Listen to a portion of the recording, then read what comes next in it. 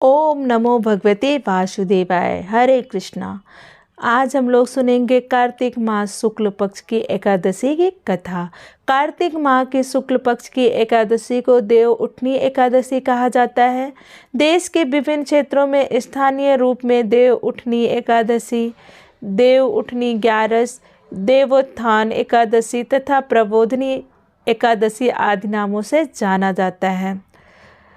इस दिन किए गए दान पुण्य का फल व्यक्ति को कई गुना अधिक प्राप्त होता है। देव उठनी एकादशी के दिन माता तुलसी के पूजन का भी विशेष महत्व है।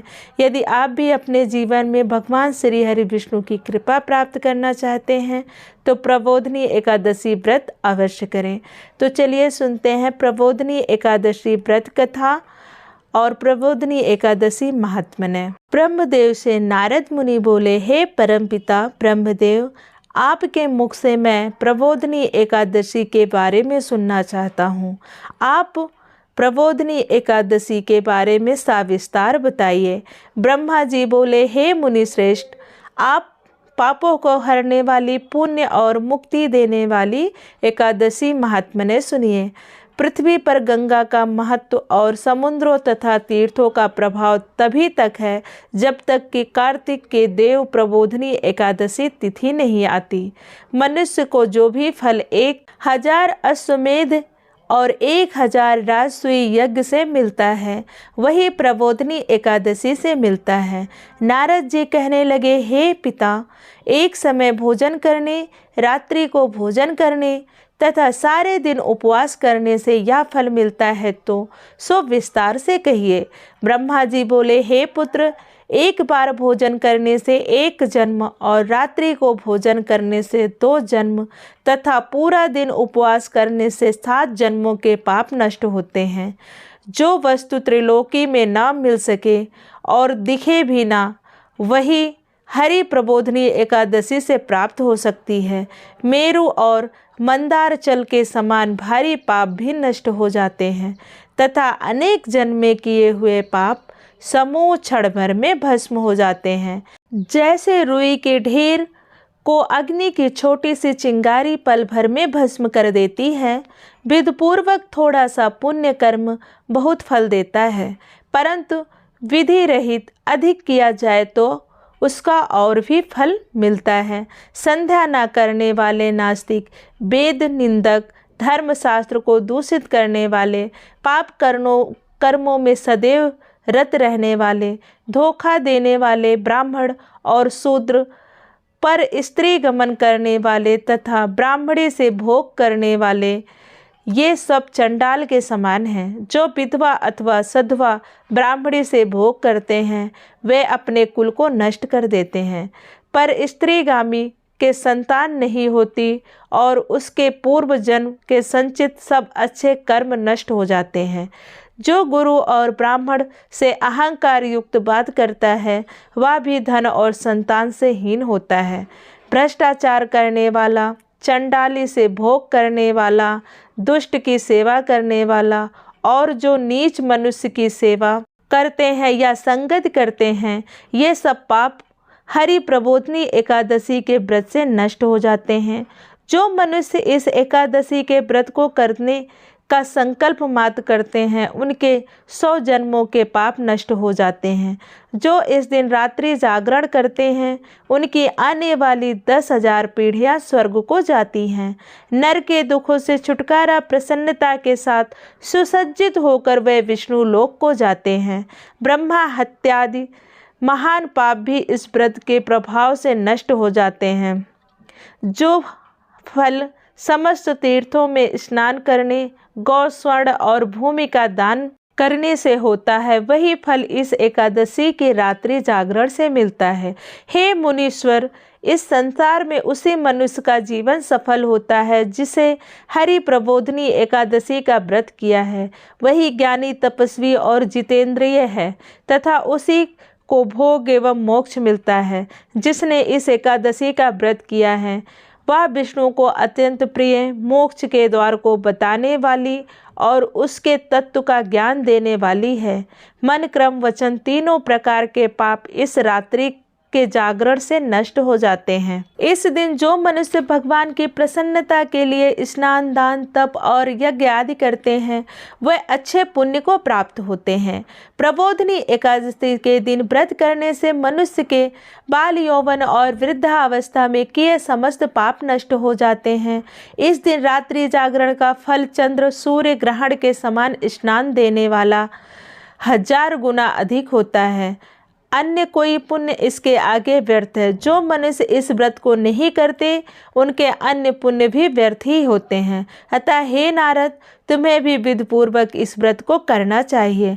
जो कार्तिक मास में धर्मपरायण होकर अन्न नहीं खाते उन्हें चंद्रायण व्रत का फल प्राप्त होता है। इस मास में भगवान दान आदि से जितने प्रसन्न होते हैं, जितने शास्त्रों में लिखी कथाओं को सुनने से होते हैं, कार्तिक मास में जो भगवान विष्णु की कथा का एक या आधा श्लोक भी पढ़ते हैं, सुनते या सुनाते हैं, उनको 1000 गायों के दान के बराबर फल प्राप्त होता है। अतः अन्य सब कर्मों को छोड़कर कार्तिक मास में मेरे सम्मुख बैठकर कथा पढ़नी सुननी चाहिए।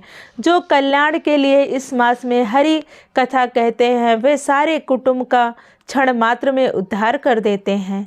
शास्त्रों की कथा कहने सुनने से 10,000 यज्ञों का फल मिलता है। जो नियम पूर्वक हरि कथा सुनते हैं वे 1000 गोदान का फल पाते हैं। विष्णु को जागने के समय जो भगवान की कथा सुनते हैं वे 7 दीपों समेत पृथ्वी के दान करने का फल पाते हैं। कथा सुनकर वाचक को जो मनुष्य सामर्थ्य के अनुसार दक्षिणा देते हैं उसको सनातन लोक मिलता है। चलिए सुनते हैं देव उठनी एकादशी व्रत कथा। एक राजा के राज्य में सभी लोग एकादशी का व्रत रखते थे। प्रजा तथा नौकर चाकरों से लेकर पशुओं तक को एकादशी के दिन अन्न नहीं दिया जाता था। एक दिन किसी दूसरे राज्य का एक व्यक्ति राजा के पास आकर बोला, महाराज कृपा करके मुझे नौकरी पर रख लें। तब राजा ने उसके सामने एक शर्त रखी कि ठीक है रख लेते हैं, किंतु रोज तो तुम्हें खाने को सब कुछ मिलेगा पर एकादशी को अन्न नहीं मिलेगा। उस व्यक्ति ने उस समय हाँ कर ली, पर एकादशी के दिन जब उसे फलाहार का सामान दिया गया तो वह राजा के सामने जाकर गिड़गिड़ाने लगा, महाराज इसमें मेरा पेट नहीं भरेगा, मैं भूखा ही मर जाऊंगा, मुझे अन्न दे दो। राजा ने उसे शर्त की बात याद दिलाई पर वह अन्न छोड़ने को राजी नहीं हुआ। तब राजा ने उसे आटा, दाल, चावल आदि दिए। वह नित्य की तरह नदी पर पहुंचा और स्नान कर भोजन पकाने लगा। जब भोजन बन गया तो वह भगवान को बुलाने लगा, आओ भगवान भोजन तैयार है। 15 दिन बाद अगली एकादशी को वह राजा से और सामान मांगने लगा। बोला, महाराज मुझे 2 गुना सामान दीजिए। उस दिन तो मैं भूखा ही रह गया। राजा ने कारण पूछा तो उसने बताया कि हमारे साथ भगवान भी आकर भोजन करते हैं, इसलिए हमें 2 गुना सामान दीजिए, हमें सामान कम पड़ जाता है। राजा ने कहा, झूठ क्यों बोलते हो, ऐसा नहीं हो सकता। राजा की बात सुनकर वह बोला, महाराज यदि विश्वास ना हो तो साथ चलकर देख लें। राजा एक पेड़ के पीछे छिपकर बैठ गए। उस व्यक्ति ने भोजन बनाया तथा भगवान को शाम तक पुकारता रहा, परंतु भगवान ना आए। अंत में उसने कहा, हे भगवान यदि आप नहीं आए तो मैं नदी में कूदकर प्राण त्याग दूंगा। लेकिन भगवान नहीं आए। तब वह प्राण त्यागने के उद्देश्य से नदी की तरफ बढ़ा। प्राण त्यागने का उसका दृढ़ इरादा जान शीघ्र ही भगवान ने प्रकट होकर उसे रोक लिया और साथ बैठकर भोजन करने लगे। खा पीकर वे उसे अपने विमान में बिठाकर अपने धाम चले गए। यह देखकर राजा ने सोचा कि इस व्रत उपवास से तब तक कोई फायदा नहीं होगा जब तक मन शुद्ध न हो। इससे राजा को ज्ञान मिला। वह भी मन में व्रत उपवास करने लगा और अंत में स्वर्ग को प्राप्त हुआ। अब हम सुनेंगे देव प्रबोधिनी एकादशी की दूसरी कथा। एक राजा था, उसके राज्य में प्रजा सुखी थी। एकादशी को कोई भी अन्न नहीं बेचता था, सभी फलाहार करते थे। एक बार भगवान ने राजा की परीक्षा लेनी चाहिए। भगवान ने एक सुंदरी का रूप धारण किया तथा सड़क पर बैठ गए तभी राजा उधर से निकला और सुंदरी को देखकर चकित रह गया। उसने पूछा, हे सुंदरी, तुम कौन हो और इस तरह यहाँ क्यों बैठी हो? तब सुंदरी स्त्री बने भगवान बोले, मैं निराश्रिता हूँ, नगर में मेरा कोई जाना पहचाना नहीं है, किससे सहायता मांगूं? राजा उसके रूप पर मोहित हो गया था। वह बोला, तुम मेरे महल में चलकर मेरी रानी बनकर रहो। सुंदरी बोली, मैं तुम्हारी बात मानूंगी, पर तुम्हें राज्य का अधिकार मुझे सौंपना होगा। राज्य पर मेरा पूर्ण अधिकार होगा। मैं जो भी बनाऊंगी तुम्हें खाना होगा। राजा उसके रूप पर मोहित था, अतः उसने उसकी सभी शर्तें स्वीकार कर ली। अगले दिन एकादशी थी। रानी ने हुक्म दिया कि बाजारों में अन्य दिनों तक अन्न बेचा जाए। उसके घर में मांस मछली आदि पकवाए तथा परोसकर राजा से खाने के लिए कहा जाए। यह देखकर राजा बोला, रानी, आज एकादशी है, मैं तो केवल फलाहार ही करूँगा। तब रानी ने शर्त की बात याद दिलाई और बोली, या तो आप खाना खाओ, नहीं तो मैं बड़े राजकुमार का सिर काट लूँगी। राजा ने अपनी स्थिति बड़ी रानी से कही तो रानी बोली, महाराज, धर्म ना छोड़े, बड़े राजकुमार का सिर दे दें। पुत्र तो फिर मिल जाएगा, पर धर्म नहीं मिलेगा। इसी दौरान बड़ा राजकुमार खेलकर आ गया। माँ की आंखों में आंसू देखकर वह रोने का कारण पूछने लगा, तो माँ ने उसे सारी स्थिति बतला दी।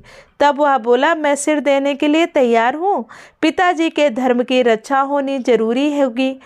राजा दुखी मन से राजकुमार का सिर देने के लिए तैयार हुआ तो रानी के रूप में भगवान विष्णु ने प्रकट होकर असली बात बताई। राजन, तुम इस कठिन परीक्षा में पास हुए।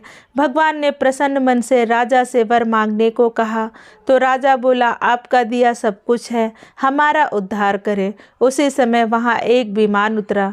राजा ने अपना राज्य पुत्र को सौंप दिया और विमान पर बैठकर परम धाम को चले गए। अब हम सुनेंगे तीसरी कथा। शंखासुर नामक राक्षस की है। शंखासुर ने तीनों लोकों में बहुत ही उत्पात मचा रखा था। तब सभी देवताओं के आग्रह करने पर भगवान विष्णु ने उस राक्षस से युद्ध किया और यह युद्ध कई वर्षों तक चला। युद्ध में वह असुर मारा गया और उसके बाद भगवान विष्णु विश्राम करने चले गए। कार्तिक शुक्ल एकादशी के दिन भगवान विष्णु की निद्रा टूटी थी और सभी देवता ने भगवान विष्णु की पूजा की थी। शिव महापुराण के अनुसार पौराणिक समय में दैत्यों का राजा दंभ हुआ करता था। वह बहुत बड़ा विष्णु भक्त था। कई साल तक उसके यहाँ संतान नहीं होने के कारण उसने शुक्राचार्य को अपना गुरु बनाकर उनसे श्री कृष्ण मंत्र प्राप्त किया। यह मंत्र प्राप्त करके उसने पुष्कर सरोवर में घोर तपस्या की। भगवान विष्णु उसकी तपस्या से प्रसन्न हुए और उन्हें संतान प्राप्ति का वरदान दे दिया। भगवान विष्णु के वरदान से राजा दंभ के यहाँ एक पुत्र ने जन्म लिया। इस पुत्र का नाम शंखचूड़ रखा गया। वह बड़ा होकर शंखचूड़ ने ब्रह्मा जी को प्रसन्न करने के लिए पुष्कर में घोर तपस्या की। उसकी तपस्या से प्रसन्न होकर ब्रह्मा जी ने उसे वरदान मांगने को कहा। तब शंखचूड़ ने वरदान मांगा कि वह हमेशा अजर अमर रहे, वह कोई देवता उसे मार ना पाए। ब्रह्मा जी ने उसे यह वरदान दे दिया और कहा कि वह बद्री वन जाकर धर्मध्वज की पुत्री तुलसी जो तपस्या कर रही है उससे विवाह कर ले। शंखचूड़ ने वैसा ही किया और तुलसी के साथ विवाह के बाद वह सुखपूर्वक रहने लगा। अपने बल से देवताओं, असुरों, दानवों, राक्षसों, गंधर्वों, नागों, किन्नरों, मनुष्यों तथा त्रिलोकी के सभी प्राणियों पर विजय प्राप्त कर ली। वह भगवान श्री कृष्ण का परम भक्त था। शंखचूड़ के अत्याचारों से सभी देवता परेशान होकर ब्रह्मा जी के पास गए और ब्रह्मा जी ने उन्हें भगवान विष्णु के पास ले गए। भगवान विष्णु ने कहा कि शंखचूड़ की मृत्यु भगवान शिव के त्रिशूल से होगी, अतः आप उनके पास जाएं। भगवान शिव ने चित्ररथ नामक गण को अपना दूत बनाकर शंखचूड़ के पास भेजा। चित्ररथ ने शंखचूड़ को समझाया कि वह देवताओं को उनका राज्य लौटा दे, परंतु शंखचूड़ ने मना कर दिया और कहा कि वह महेश्वर में युद्ध करना चाहता है। भगवान शिव को जब यह बात पता चली तो वह युद्ध के लिए अपनी सेना लेकर निकल पड़े। इस तरह देवता और दानवों में घमासान युद्ध हुआ, परंतु ब्रह्मा जी के वरदान के कारण शंखचूड़ को देवता नहीं हरा पाए। भगवान शिव ने जैसे ही शंखचूड़ का वध करने के लिए अपना त्रिशूल उठाया, तभी आकाशवाणी हुई कि जब तक शंखचूड़ के हाथ में श्री हरि का कवच और उसकी पत्नी का सतीत्व अखंडित है, तब तक उसका वध असंभव है। आकाशवाणी सुनकर भगवान विष्णु वृद्ध ब्राह्मण का रूप धारण कर शंखचूड़ के पास गए और उसने श्री हरि कवच दान में मांग लिया। शंखचूड़ ने वह कवच बिना किसी संकोच के दान कर दिया। इसके बाद भगवान विष्णु शंखचूड़ का रूप बनाकर तुलसी के पास गए। शंखचूड़ रूपी भगवान विष्णु ने तुलसी के महल के द्वार पर जाकर अपनी विजय होने की सूचना दी। यह सुनकर तुलसी बहुत प्रसन्न हुई और पति रूप में आए भगवान का पूजन किया और रमण किया। ऐसा करते ही तुलसी का सतीत्व खंडित हो गया और भगवान शिव ने युद्ध में अपने त्रिशूल से शंखचूड़ का वध कर दिया। तब तुलसी को पता चला कि उसके पति नहीं बल्कि वे भगवान विष्णु हैं। क्रोध में आकर तुलसी ने कहा, आपने छल पूर्वक मेरा धर्म भ्रष्ट किया है और मेरे पति को मार डाला, अतः मैं आपको श्राप देती हूँ कि आप पत्थर के हो जाएं और धरती पर रहें। तब भगवान विष्णु ने कहा, हे देवी, तुम मेरे लिए बहुत दिनों तक तपस्या कर चुकी हो। तुम्हारा यह शरीर नदी रूप में बदलकर गंडकी नामक नदी के रूप में प्रसिद्ध होगा। तुम पुष्पों में श्रेष्ठ तुलसी का वृक्ष बन जाओगी और सदा मेरे साथ रहोगी। तुम्हारे श्राप सत्य करने के लिए मैं पत्थर का बनकर रहूँगा और मैं शालिग्राम के रूप में पूजा जाऊँगा। गंडकी नदी के तट पर मेरा वास होगा। देव प्रबोधनी एकादशी के दिन भगवान शालिग्राम व तुलसी का विवाह संपन्न कर मांगलिक कार्यों का प्रारंभ किया जाता है। हिंदू धर्म मान्यता के अनुसार इस दिन तुलसी शालिग्राम विवाह करने पर अपार पुण्य प्राप्त होता है। यह थी देव उठनी एकादशी की संपूर्ण कथा। अगर आपको कथा अच्छी लगी हो तो प्लीज़ हमारे वीडियो को लाइक, शेयर और चैनल को सब्सक्राइब करना ना भूलें। धन्यवाद। राधे राधे।